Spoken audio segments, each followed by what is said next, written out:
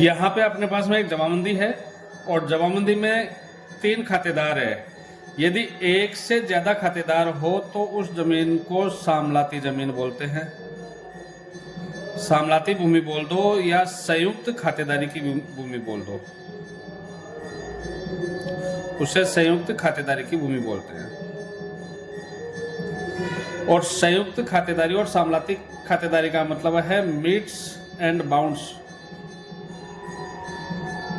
Meets and bounds के अनुसार प्रत्येक 1 इंच पे या 1 इंच से भी और हिस्सा हो सकता है, उसके ऊपर प्रत्येक खातेदार का उसके जमाबंदी के हिस्से अनुसार उसका हिस्सा आएगा।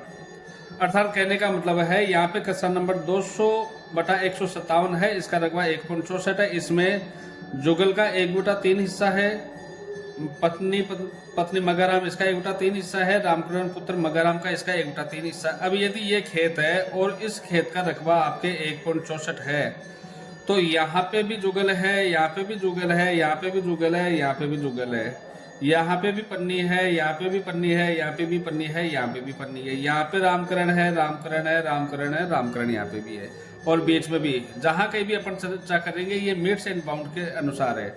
जब तक इनका पर्टिकुलर विभाजन नहीं होता है, बंटवारा नहीं होता है, तब तक ये प्रत्येक एक हिस्से पर 1/3, 1/3, 1/3 की हिस्सेदारी लिए हुए होते हैं।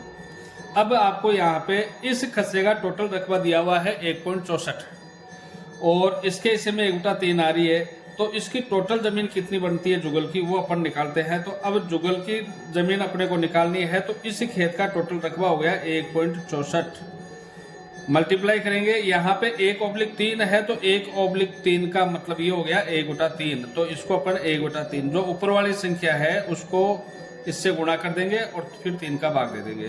तो इसको गुणा करेंगे 1.64 आएगा और आपको 3 का भाग देना है। इसके बाद में जो भी संख्या आपके आएगी यहाँ पे 3 पंजे 15, 1 4 3 चौक 12, उसके बाद में 2 3 6 18, ये हो गए आपके 0.5464 हेक्टर। ये इसके जमीन आ रही है जुगल के हिस्से में। अब इसका पन्नी का हिस्सा भी 1/3 है तो पन्नी का हिस्सा भी यही आएगा। रामकरण का हिस्सा 1/3 है तो रामकरण का हिस्सा भी यही आएगा। अब ये तो हो गई जमीन हेक्टर की बात।